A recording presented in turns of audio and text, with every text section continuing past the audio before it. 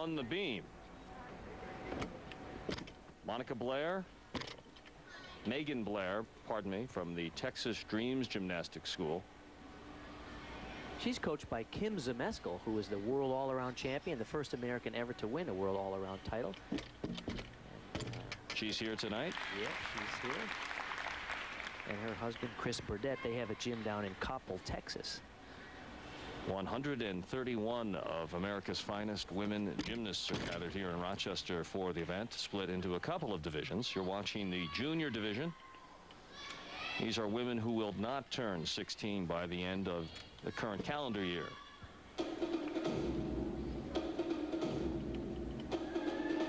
Boy, the musculature just impressive in her legs, and I guess that's so important in this event. She reminds you a little of Kim Zmeskal when she was at her finest. Extremely strong, explosive off the floor and beam.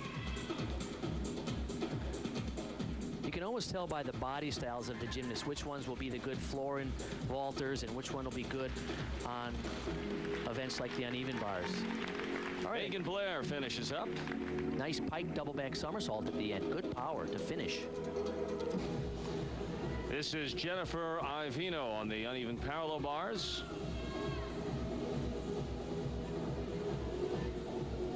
Waiting for the go signal from the judges to begin her routine.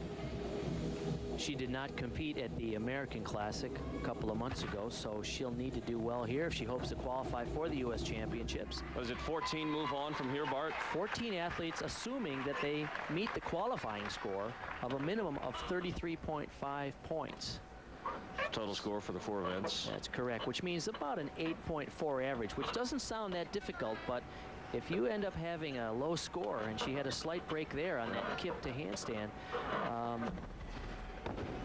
it could put her in a little bit of a bind. So pressure, Jennifer Iovino. Here's her dismount again. This is that double layout somersault. She's tiny, just like Monica Shoji, and so she's able to swing fully extended between the bars and set up a beautiful double layout. It's Bianca Flohr. That's a good strong pike double back for an opening run. Most gymnasts do 4 tumbling passes in their exercise. Oh, good combination. 2.5 twists to a punch front with a full twist. She gets an extra 1/10 of a point bonus for connecting those 2 acrobatic skills.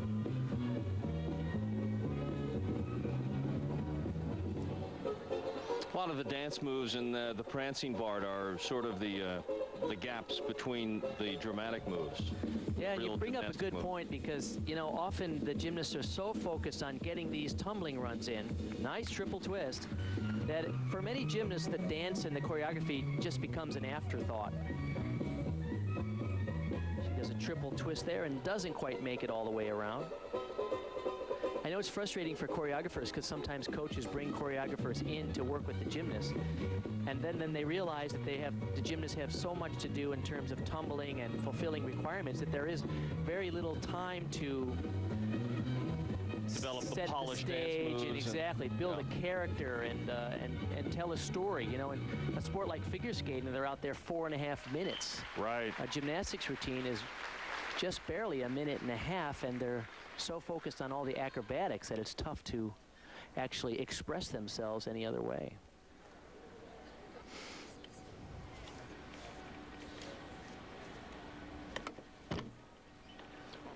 Back to the balance beam, and Kyndal Robarts is next up.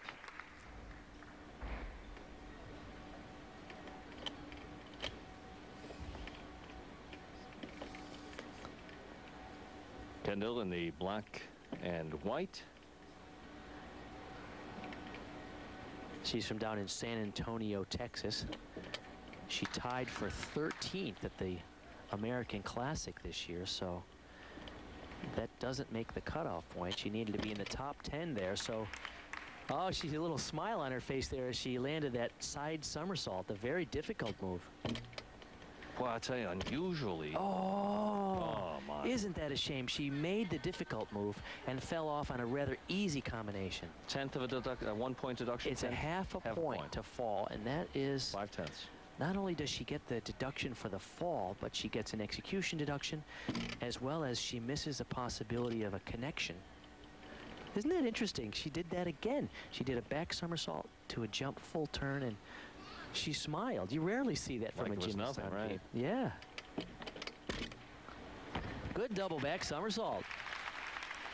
Oh, I like her potential. I think she has... Good smile, good energy. Yes, and she has all the qualities that a world-class gymnast needs to have.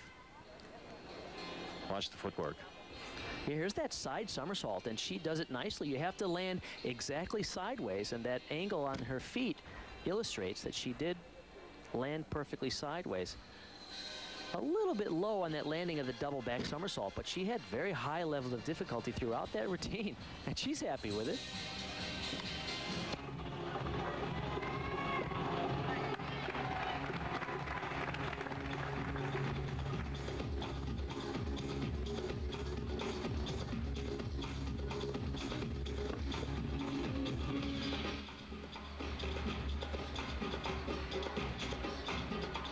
That is Austyn Fobes on the beam, quite literally. Rebound Gymnastics Club. Diane Farrell is her coach there in Cliffwood, New Jersey.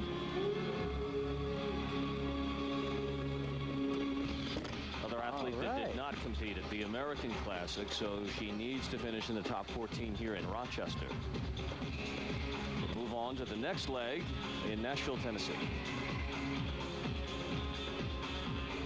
She has good polish, good presentation, and she's very aggressive. Look at how she overdoes her tumbling skills. I like to see, she was hoping to connect those two moves and get a connection bonus, and she bobbled a little bit, but as I mentioned, her aggressive style is good. She attacks the beam. Now, when you see those bobbles, those are deductions, even though you've executed the move. Correct. It's a 1/10 of a point for a minor bobble, up to a half a point for a major bobble where you even reach down and grab the beam. Look at that form on that double back at the end. Yeah, she liked it too, and Yeah. explodes off the beam. Austyn Fobes, up Cliffwood, New Jersey. I love to see that pleasure. That's great. This double back is nice because, watch, it's difficult to keep your knees together when you're doing the double somersault, and she has beautiful form in the air. A lot of potential in that young lady. Shavahn Church now as we go to the vault, and this is a quickly developing, Shavahn Church, quickly developing exercise, but so much fun to watch. This young lady from Scats Gymnastics, she's coached by Don Peters down there in Huntington Beach, California. And Don, of course, coached the 1984 Olympic team, which featured Mary Lou Retton, and he has always contributed a lot of gymnasts to the national level. And this young lady is a beautiful floor exercise performer, and she has some uneven bars moves that few gymnasts in the world can do. Yeah. So we'll see her on those specialties later. Let's see what she can come up with on the vault. Okay. Actually, very clean execution on that vault. Hand front with a half. Shavahn Church comes to us from Tarzana, California.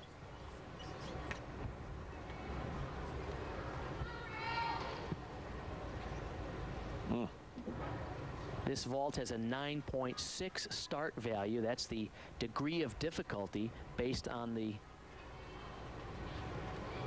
technical abilities of that vault, and a 9.6 is the highest you can score, and her technique was very good.